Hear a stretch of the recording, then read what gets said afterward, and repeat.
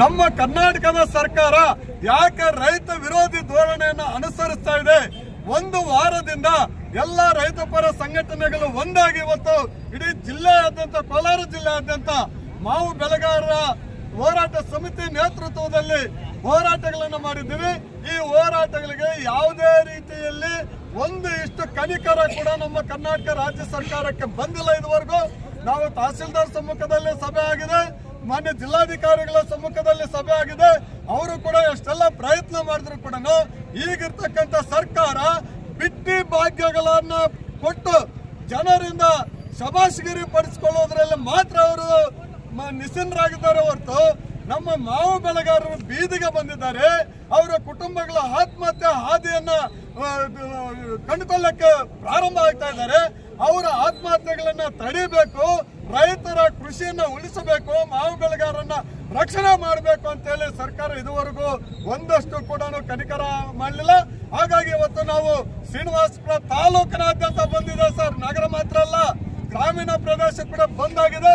ಈಗ ನಾವು ಮಾವು ಬೆಳೆಗಾರರ ಕ್ಷೇಮಾಭಿವೃದ್ಧಿ ಸಂಘದ ವತಿಯಿಂದ ನಾವು ಒಂದು ಎಚ್ಚರಿಕೆಯನ್ನು ಕೊಡ್ತಾ ಇದ್ದೀವಿ. ಈ ದಿನ ಸಂಜೆ ಒಳಗಡೆ ಮಾನ್ಯ ಉಸ್ತುವಾರಿ ಮಂತ್ರಿಗಳು, ನಮ್ಮ ಕೋಲಾರ ಜಿಲ್ಲೆ ಉಸ್ತುವಾರಿ ಮಂತ್ರಿಗಳು, ಮಾನ್ಯ ಲೋಕಸಭಾ ಸದಸ್ಯರು, ತೋಟಗಾರಿಕಾ ಮಂತ್ರಿಗಳು ಇಲ್ಲಿಗೆ ಬಂದು ರೈತರ ಸಮಸ್ಯೆಗಳನ್ನ ಆಲಿಸಿ ರಾಜ್ಯ ಸರ್ಕಾರದ ಜೊತೆ ಮಾತಾಡಿ ನಮಗೆ ಬೆಂಬಲ ಬೆಲೆಯನ್ನ ಘೋಷಣೆ ಮಾಡಿಸಬೇಕು. ಇಲ್ಲ ಅಂತಂದ್ರೆ ನಾವು ಮುಂದೆ ಜಿಲ್ಲಾ ಬಂದ್ಗೆ ಹೋಗ್ತೀವಿ. ಅಲ್ಲಿ ಅಷ್ಟು ಮಾತ್ರಕ್ಕೆ ನಾವು ನಿಲ್ಲುವುದಿಲ್ಲ, ಬೆಂಗಳೂರಿಗೂ ಕೂಡ ಈ ಹೋರಾಟವನ್ನ ಮುಂದುವರಿಸ್ತೀವಿ ಅಂತೇಳಿ ಇವತ್ತು ಕರ್ನಾಟಕ ರಾಜ್ಯ ಸರ್ಕಾರಕ್ಕೆ ಎಚ್ಚರಿಕೆಯನ್ನು ಮಾಡ್ತಾ ಇದ್ದೇವೆ. ಇಡೀ ಶ್ರೀನಿವಾಸಪುರ ತಾಲೂಕಿನ ಎಲ್ಲ ಜನಪರ ಸಂಘಟನೆಗಳು, ವಿಶೇಷವಾಗಿ ಇಲ್ಲಿನ ವ್ಯಾಪಾರ ವಹಿವಾಟು ನಡೆಸುವಂತವರೆಲ್ಲರೂ ಕೂಡ ಸ್ವಯಂ ಪ್ರೇರಿತವಾಗಿ ರೈತರಿಗೆ ಬೆನ್ನೆಲುಬಾಗಿ ಇವತ್ತು ಅವರೆಲ್ಲರೂ ಕೂಡ ಬಂದಲ್ಲಿ ಭಾಗವಹಿಸಿದ್ದಾರೆ, ಪ್ರತ್ಯಕ್ಷವಾಗಿ ಪರೋಕ್ಷವಾಗಿ ಬೆಂಬಲಿಸಿದ್ದಾರೆ. ಅವ್ರಿಗೆಲ್ಲರಿಗೂ ಕೂಡ ಕೋಲಾರ ಜಿಲ್ಲಾ ಮಾವು ಬೆಳೆಗಾರರ ಕ್ಷೇಮಾಭಿವೃದ್ಧಿ ಸಂಘದ ವತಿಯಿಂದ ಅಭಿನಂದನೆಗಳನ್ನು ಸಲ್ಲಿಸುವುದರ ಜೊತೆಗೆ ಮುಂದೆ ನಡೆಯುವಂತ ಈ ರೈತ ಪರ ಹೋರಾಟಗಳಲ್ಲಿ ಅವರು ನಮ್ಮ ಜೊತೆಯಲ್ಲಿ ನಿಲ್ತಾರೆ ಅಂತ ಹೇಳಿ ಆಶಾಭಾವನೆಯಿಂದ ಇವತ್ತು ರಾಜ್ಯ ಸರ್ಕಾರಕ್ಕೆ ಎಚ್ಚರಿಕೆಯನ್ನು ಕೊಡ್ತಾ ಇದ್ದೀವಿ ಸರ್. ಪ್ರಪಂಚ ಪ್ರಸಿದ್ಧ ಮಾವಿನ ನಗರ ಶ್ರೀನಿವಾಸಪುರದಲ್ಲಿ ನಾವೆಲ್ಲರೂ ಕೂಡ ಶ್ರೀನಿವಾಸಪುರ ಬಂದ್ ಅನ್ನ ವಿಜೃಂಭಣೆಯಿಂದ ಆಚರಣೆ ಮಾಡ್ತಾ ಇದ್ದೀವಿ.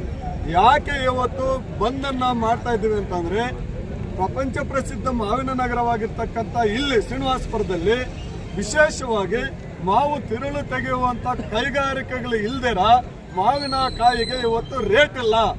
ಆ ರೇಟ್ ಇಲ್ಲದೆ ಇರೋದ ಕಾರಣವಾಗಿ ಇವತ್ತು ಚಿತ್ತೂರು ಮತ್ತೆ ಕೃಷ್ಣಗಿರಿಗೆ ಇಲ್ಲಿಂದ ಕಾಯಿ ಹೋಗ್ಬೇಕಾಗಿದೆ. ಅಲ್ಲಿ ಕೂಡ ರೇಟ್ ಕಡಿಮೆ ಇರೋದ್ರಿಂದ ಅಲ್ಲಿಗಿಂತ ಇಲ್ಲಿ ಇನ್ನೂ 3,000-4,000 ರೇಟ್ ಒಂದು ಟನ್ ಕಡಿಮೆ ಹೋಗ್ತಾ ಇದೆ. ಇವತ್ತು 4,000 ರಿಂದ 7,000 ರೂಪಾಯಿ ಒಳಗಡೆ ಮಾತ್ರ ಹೋಗ್ತಾ ಇದೆ ಒಂದು ಟನ್ ಮಾವಿನಕಾಯಿ. ಅಂದ್ರೆ 1 ಕೆಜಿ 4 ರೂಪಾಯಿಂದ 7 ರೂಪಾಯಿ ಒಳಗಡೆ ಇದೆ ಸರ್. ಇದರಿಂದ ನಾವು ಇಲ್ಲಿ ಬದುಕಲಿಕ್ಕೆ ಸಾಧ್ಯ ಆಗ್ತಾ ಇಲ್ಲ, ನಮ್ಮ ಜೀವನವನ್ನ ಕಟ್ಕೊಳ್ಳಿಕ್ಕೆ ಸಾಧ್ಯ ಆಗ್ತಾ ಇಲ್ಲ. ಯಾಕಂತಂದ್ರೆ ನಮ್ಮ ತೋಟದಲ್ಲಿ ಮಾವು ಉತ್ಪಾದನೆ ಮಾಡ್ಲಿಕ್ಕೆ 1 ಕೆಜಿಗೆ 13 ರಿಂದ 15 ರೂಪಾಯಿ ಖರ್ಚು ಬರ್ತಾ ಇದೆ ಸರ್ ಪ್ರತಿ ವರ್ಷ ಕೂಡ.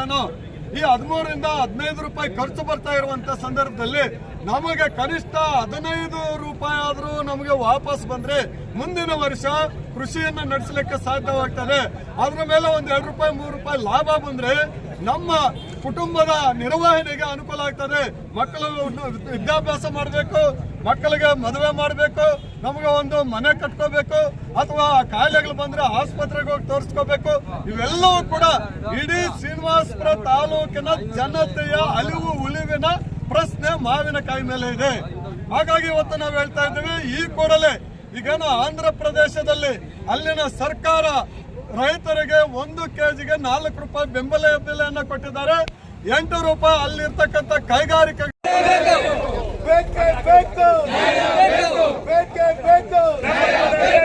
ರೈತರ ಸಂಕಷ್ಟಕ್ಕೆ ಬರದ ಸರ್ಕಾರಕ್ಕೆ, ರೈತರ ಸಂಕಷ್ಟಕ್ಕೆ ಬರದ ಸರ್ಕಾರಕ್ಕೆ ಕೊಡಲೇಬೇಕು, ಕೊಡಲೇಬೇಕು, ಕೊಡಲೇಬೇಕು, ಕೊಡಲೇಬೇಕು. ಅಯ್ಯಯ್ಯೋ ಅಯ್ಯಯ್ಯೋ ಅಯ್ಯಯ್ಯೋ ಸರ್ಕಾರ ಒಂದೇ ಸರ್ಕಾರ, ಸರ್ಕಾರ ಒಂದೇ ಸರ್ಕಾರ, ಕಾನೂನಂತೆ ಕಾನೂನು,